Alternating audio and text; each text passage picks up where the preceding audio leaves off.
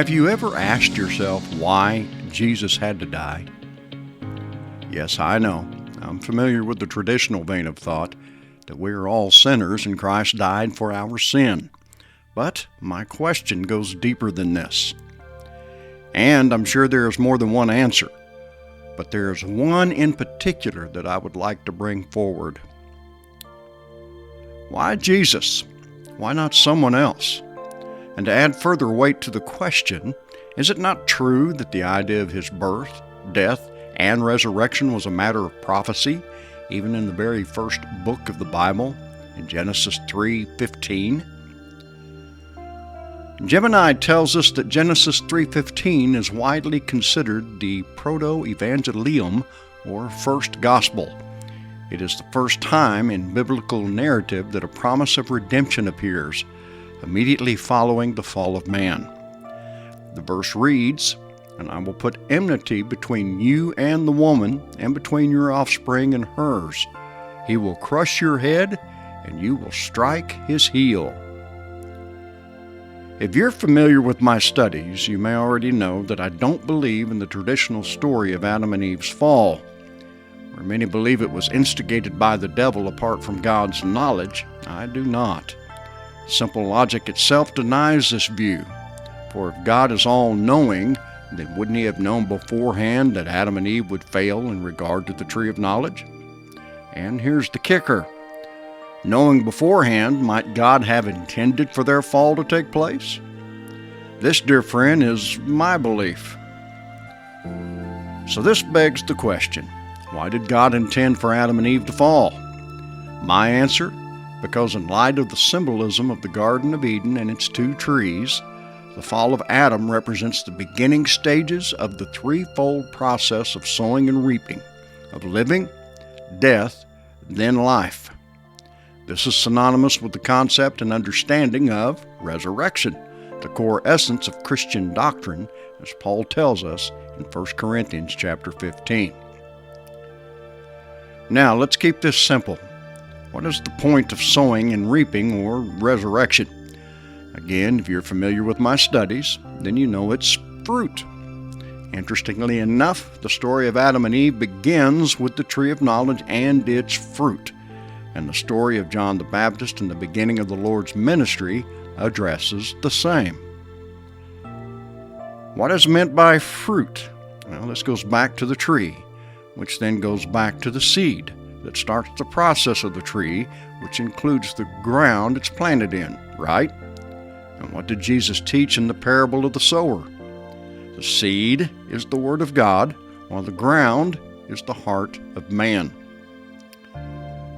In Galatians 5:22, Paul states that the fruit of the Spirit is love, and follows it with 8 other attributes or characteristics which I believe are a result of this love. So, I emphasize, love is the fruit, and the other 8 things following result from it. This agrees with the fact that Jesus said the first and great commandment is to love God with all of our heart, soul, and mind, and the second great commandment, love our neighbor as ourselves. Now, let me say this. Salvation is not about going someplace, but rather becoming something. And that something, my friend, is a tree of life. For the proverb states that the fruit of the righteous is a tree of life. And righteousness is not a matter of keeping the rules, but of walking in love.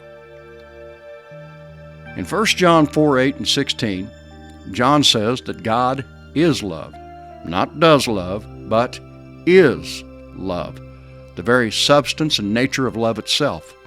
And since we are made in His image, then it only follows that we are loved too.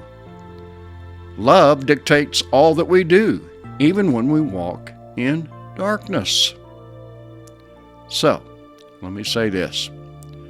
Why did Adam and Eve eat from the tree of knowledge? Well, because of love. Wait, what? Love? Yes, love. How do we know?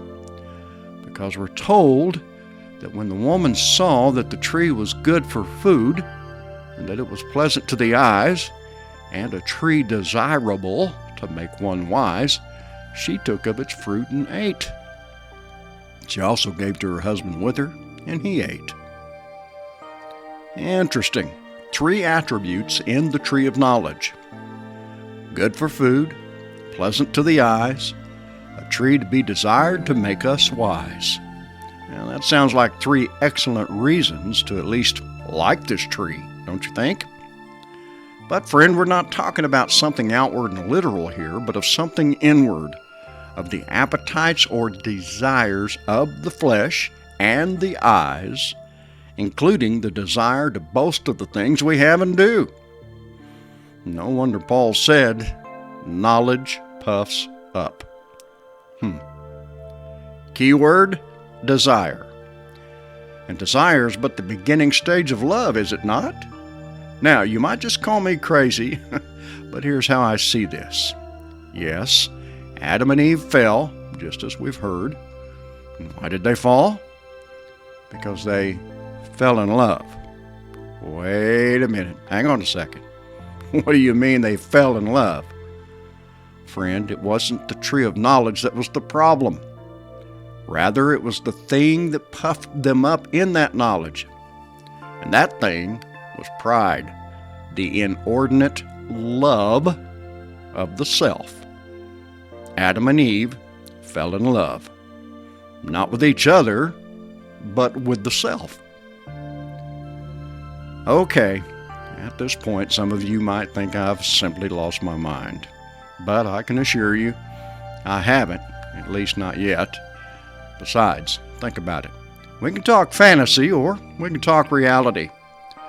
The fantasy, a fallen angel just shows up out of nowhere, sneaks into a garden somewhere on this planet that has a tree of knowledge and a tree of life in it, and tempts the parents of every human being on earth to eat a piece of fruit that most folks think is an apple.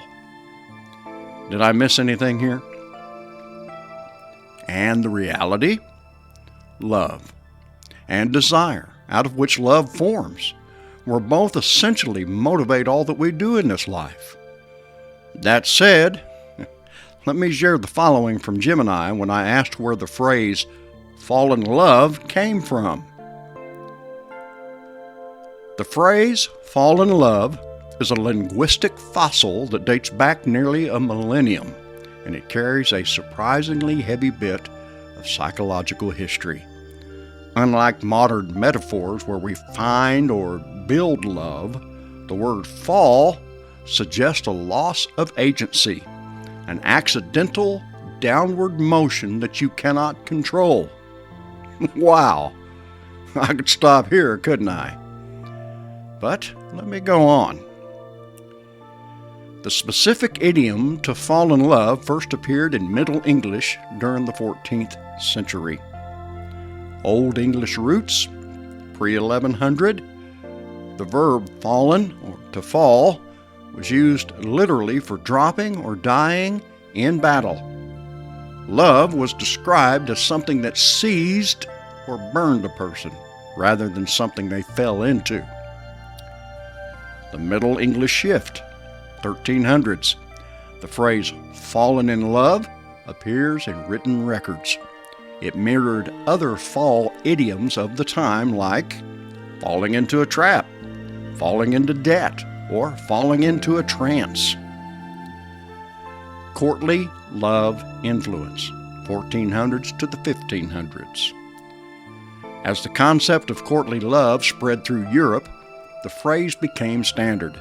It framed love as a sudden, overwhelming sickness or a divine stumble that overthrew reason. Why fall? The choice of the verb fall isn't accidental. Etymologists point to 3 primary reasons why this specific metaphor stuck. Loss of control. In the medieval mind, falling was something that happened to you, not something you did. It categorized love as a surrender of the will. the fall from grace. There is a subtle theological link to the fall of man. Falling into love implied a descent from a state of cold, hard logic into a state of emotional vulnerability or folly. The pitfall metaphor. Early usage often grouped falling in love with falling into a pit or a snare. It was a warning.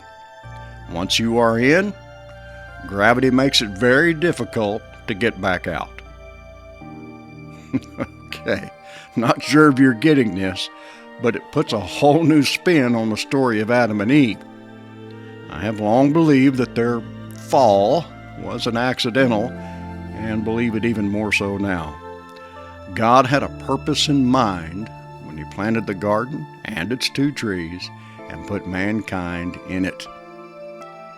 Well, I fully intended to do just one study on this topic, but it looks like I'll have to follow this one with another, and I've given you plenty to think about, so let me close at this point.